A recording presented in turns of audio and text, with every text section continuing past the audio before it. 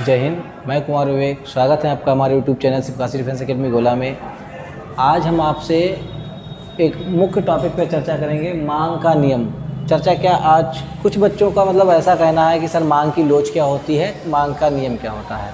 उन्हें इस बारे में जानकारी नहीं है, तो उनकी जानकारी बढ़ाने के लिए, उन तक की बात पहुंचाने के लिए हमने इस वीडियो को शूट किया है। और वो बच्चे हमारे जो कोचिंग नहीं आ पाए हैं 2 दिन से या नहीं आ पाएंगे कल, उनके लिए वीडियो है, क्योंकि इधर बारिश का मौसम चल रहा है तो ग्रामीण क्षेत्र के बच्चे यहाँ पर नहीं आ पा रहे हैं। तो मांग की लोच क्या होती है, मांग के नियम क्या होते हैं, इसको कैसे रखा जाता है, क्या क्या चीज़ें इसमें होती हैं, वो सब आपको हम विस्तार से बताते हैं। तो समय को ना ख़राब करते हुए हम आगे बढ़ते हैं और देखिएगा, और इससे आपको क्वेश्चन हर एग्ज़ाम में ज़रूर मिलेगा। तो आप थोड़ा इसको एक बार देखने का प्रयास कीजिए और समझने का प्रयास कीजिए और अपने नॉलेज को बढ़ाइए और अपने एग्ज़ाम में उत्तर देने की कोशिश कीजिए, ठीक है। तो मांग का नियम और मांग की लोच, ये 2 टॉपिक हैं। मांग का नियम, किसी भी वस्तु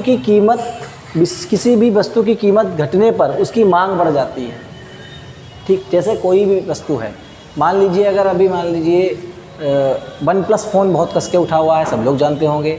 अगर वो 21,000 का है और अभी वो 17,000 का हो जाए तो क्या हो जाएगा, उसकी बहुत ज़्यादा कीमत बढ़ जाएगी, उसकी बिक्री बढ़ जाएगी, उसकी मांग बढ़ जाएगी यहाँ पर।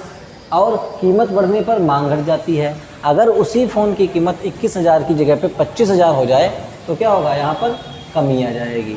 हमने एग्ज़ाम्पल दिया है आपको, जैसे अगर एक HMT की घड़ी है, HMT की घड़ी की कीमत बढ़ी है, ठीक, बढ़ी है, HMT की घड़ी की कीमत बढ़ गई। मान लीजिए वो 1500 की थी, हम कहते हैं 1500 की थी, उसकी कीमत बढ़ गई 500 रुपये, ये 2000 की हो गई।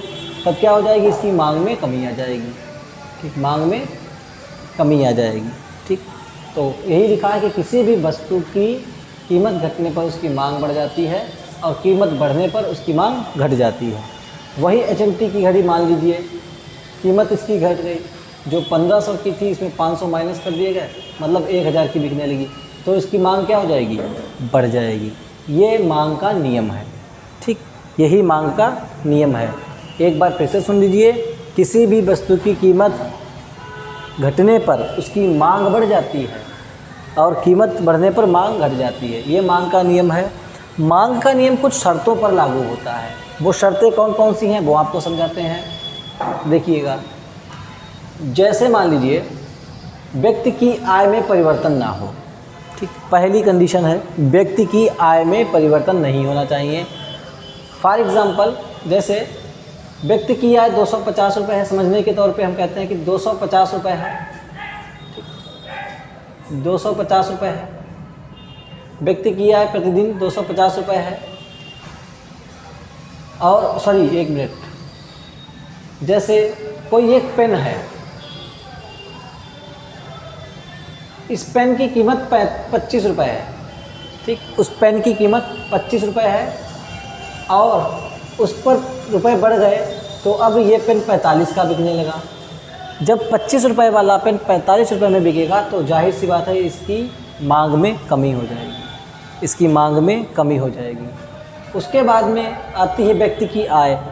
वही व्यक्ति जो 25 रुपये का पेन खरीदता था, उसी व्यक्ति की आय उस टाइम पे थी 250 रुपये, 250 रुपये। अब उस व्यक्ति की आय हो गई है 400, उसी व्यक्ति की जिसने 25 रुपये का पेन खरीदा था। तो अब उस व्यक्ति की आय हो गई है 400 रुपये और इस पेन की भी कीमत हो गई 45 रुपये। तो इसमें क्या हो गया, तो वस्तु पर रुपए बढ़ जाने पर वो अधिक रुपए की खरीद लेगा।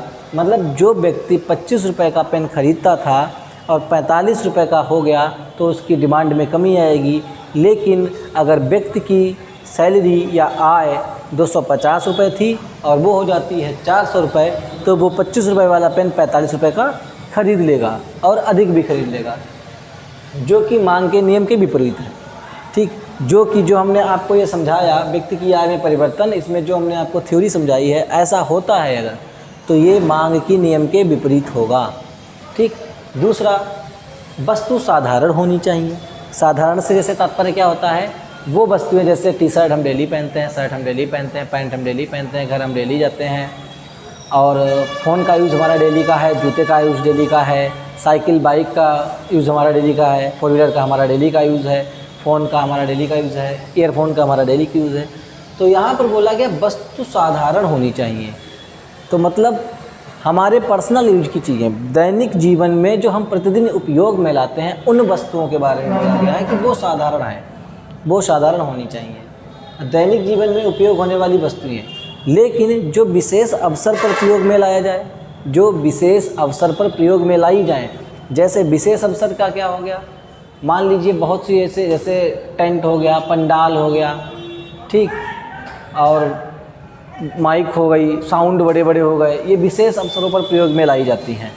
तो इनको क्या रखा जाएगा, इनको मांग के नियम से बाहर रखा जाएगा। शर्त नंबर 2 आपकी कंप्लीट हो गई। शर्त नंबर 3, वस्तु के गुण में कोई भी परिवर्तन नहीं होना चाहिए। वस्तु के गुण में कोई भी परिवर्तन नहीं होना चाहिए। जैसे मान लीजिए कोई व्यक्ति, यहाँ पर आपको समझाते हैं, समझने का प्रयास कीजिएगा। मान लीजिए अगर कोई व्यक्ति आटा लेकर के आता है, ये आटा एक्स कंपनी का है, ठीक, एक्स कंपनी का है, और यह पूर्णतया शुद्ध है, यह पूर्णतया शुद्ध है, ठीक। तो यहाँ पर हमने आपको दिया है कि किसी व्यक्ति ने आटा खरीदा, शुद्ध आटे की मांग ज़्यादा है। तो किसी व्यक्ति ने आटा एक्स कंपनी से खरीदा और इस कंपनी के आटे की मांग ज़्यादा है, यदि उसमें मिलावट हो जाए तो बिक्री में कमी आ जाएगी। यदि एक्स कंपनी इस आटे में मिलावट करने लगे, ठीक, मिलावट करने लगेगा, तो एक्स कंपनी का आटा जो है उसमें उसकी मांग में, उसकी डिमांड में वृद्धि हो जाएगी, मतलब मांग में कमी हो जाएगी, बिक्री में कमी आ जाएगी। यदि उसकी शुद्धता में बदलाव आने पर, अगर इसकी शुद्धता में बदलाव आने पर यदि बिक्री में परिवर्तन होता है, तब मांग के नियम के अनुसार नहीं है, ठीक। ये हो गया अशुद्ध भाई, इसमें हो गई मिलावट, और इसकी अशुद्धता होने पर इसकी मांग में जो हो गया वो कमी आ गई, ठीक, इसकी मांग में कमी आ गई। अब इसकी मांग में जब कमी आ जाएगी, इसकी शुद्धता में बदलाव आने पर यदि बिक्री में परिवर्तन होता है और उसकी मांग में कमी आती है, तब ये मांग के नियम के अनुसार नहीं है, ठीक। ध्यान रखिएगा, हमने यहाँ से आपको बताया है, आप इस एग्ज़ाम्पल को भी देख सकते हैं या फिर इस एग्ज़ाम्पल में भी समझ सकते हैं। इसको हम, आप लोगों का नोट डाउन करना हो, जिन लोग नए हैं, जिनको समझ में नहीं आ रहा है, या जो लोग कम समझ पा रहे हैं, वो नोट डाउन कर सकते हैं, वो लिख सकते हैं। लेकिन जो लोग पहले से जानते हैं, पढ़े, तो उनके लिए तो बात ही अलग है। तो किसी व्यक्ति ने आटा खरीदा, शुद्ध आटे की मांग ज़्यादा है, यदि उसमें मिलावट हो जाए तो बिक्री में कमी आ जाएगी। यदि उसकी शुद्धता में बदलाव आने पर यदि बिक्री में परिवर्तन होता है, तब मांग के नियम के अनुसार नहीं है। शर्त नंबर 3 आपकी कंप्लीट हो गई। शर्त नंबर 4 देखिएगा। शर्त नंबर 4 कहती है कि उपभोक्ता के प्रयोग में चीज़ों का बदलाव ना हो। जैसे कोई व्यक्ति है, हम नहीं, मान लीजिए आप हैं, आपको सैमसंग का फ़ोन आप रखते हैं, ठीक, आपको सैमसंग का फ़ोन रखते हैं जो कि आता है 12,000 रुपये का। सैमसंग का फ़ोन आप रखते हैं, सैमसंग का फ़ोन रखते रखते आप थोड़ा ऊब से गए, आपने कहा कि चलो थोड़ा वर्जन चेंज करते हैं, कंपनी चेंज करते हैं। तो आपने क्या किया, सैमसंग का फ़ोन हटा करके नोकिया का 14,000 रुपये का फ़ोन खरीदा, जो कि आता था 14,000 रुपये का, ठीक। अब यहाँ पर क्या होगा, अब व्यक्ति के प्रयोग का जो चीज़ों का चस्का था, जिस चीज़ों का, वो थोड़ा थोड़ा बदलने लगा। उसने फ़ोन नोकिया सैमसंग को हटा करके नोकिया ले लिया, ठीक। उसने जीन्स लारा की जगह पे स्पार्की पहनने लगा, जो भी हो, जो बढ़िया हो। उसने क्या किया, उसने सोनाटा की घड़ी हटा कर HMT की ले ली, उसने गोल्ड स्टार जूते हटा करके वुडलैंड के ले लिए, या वुडलैंड के हटा करके गोल्ड स्टार के। तो यहाँ पर भी होता है कि जब उपभोक्ता के प्रयोग में आने वाली चीज़ों में बदलाव होता है, तब भी यहाँ पर फ़र्क पड़ता है। कैसे, अब ये 12,000 का हो चाहे 1200 का भी हो, ठीक, लेकिन व्यक्ति को पसंद क्या है, नोकिया 14,000 वाला। तो फिर यहाँ पर क्या हो गया, इसकी डिमांड कम हो जाएगी और इसकी डिमांड बढ़ जाएगी। अगर व्यक्ति के प्रयोग की चीज़ों में बदलाव आता है, उसकी दिनचर्या में बदलाव आता है। तो यहाँ पर एक अपवाद भी दिया गया है कि मांग का नियम अशुद्ध वस्तुओं पर लागू नहीं होता। अशुद्ध वस्तु कैसे, मान लीजिए मिलावटपूर्ण आटा हो गया, मिलावटपूर्ण चावल हो गए, ठीक। अशुद्ध वस्तु जैसे मान लीजिए शुद्ध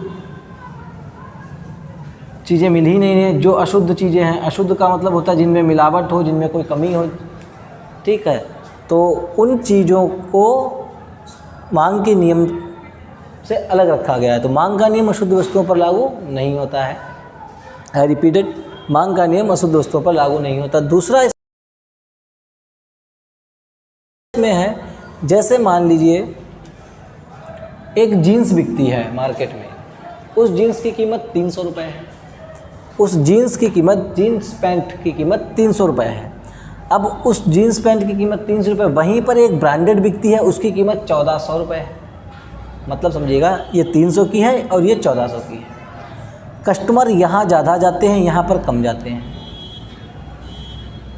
ठीक। हालांकि यहाँ पर ज़्यादा जाते हैं क्योंकि यह 300 की है, यहाँ पर कम जाते हैं क्योंकि ये 1400 की, लेकिन ये ब्रांडेड है, ठीक। लेकिन क्या होता है, कुछ समय में इसके रेट बढ़ जाते हैं 100 रुपये, तो ये हो जाती है 300 वाली 400 की, और ये जो 1400 वाली है इस पर रेट बढ़ जाते हैं 200, तो ये हो जाती है 1600 की। अब क्या होगा, अब इसमें और गिरावट आएगी, लेकिन इस पर कोई फ़र्क नहीं पड़ेगा, इस पर फ़र्क नहीं पड़ेगा, इस पर फ़र्क पड़ेगा, क्योंकि ये 1400 की थी पहले से ही, इसमें 200 रुपये बढ़ा दी गई तो 1600 की हो गई। और 300 रुपये वाली में क्या हुआ कि जो 300 की थी उसमें 100 ही बढ़े, 400 की हुई है। तो ये भी एक चीज़ है, आपको याद रखना है। दूसरा, यदि किसी समय देश में युद्ध आपात की स्थिति हो, अगर मान लीजिए कोई ऐसा समय आया कि युद्ध चलने लगा, युद्ध हो गया या आपात की स्थिति बन गई, तो आपातकाल स्थिति और युद्ध की स्थिति के समय पर मांग का नियम काम नहीं करेगा, ठीक। तो ये तो हो गई हमारे मांग के नियम की बात। अब आपको हम बताएंगे कि मांग की लोच क्या होती है। बहुत से बच्चे ऐसे हैं जिनको समझ में नहीं आया होगा, नहीं आया है, वो कमेंट बॉक्स में हमसे पूछ सकते हैं, हम आपको बताएंगे। दूसरा, जो मांग की लोच है, मांग की लोच का हम अलग से वीडियो बना करके आपको प्रोवाइड कराएंगे, तो वो चैनल से हमारे बने रहिएगा और चीज़ों को देखते रहिएगा। जैसे जैसे हम आपको पढ़ा रहे हैं, बता रहे हैं, वैसे वैसे आप देखते रहिए, पढ़ते रहिए। यहाँ पर क्लासें बराबर से ऑफलाइन क्लास में काफ़ी भीड़ हो जाती है, और अभी ऑफलाइन क्लास की स्थिति ये है कि बारिश का मौसम हमारे यहाँ पे है, तो कुछ बच्चे जो घर से नहीं आ पा रहे, उनके लिए मैंने ये वीडियो शूट किया है, और वे वीडियो शूट देखें और अपना काम पूरा रखें। ध्यान रखिएगा कि सफलता ऐसे नहीं मिलती, सफलता मिलती है आपके अपने जज्बे से और आपके अपने जुनून से, आपके चाहने से, अन्यथा सफलता नहीं मिलती। क्योंकि आप खुद नहीं करेंगे तो खुदा भी आपसे नहीं करवा पाएगा। जय हिंद, जय भारत।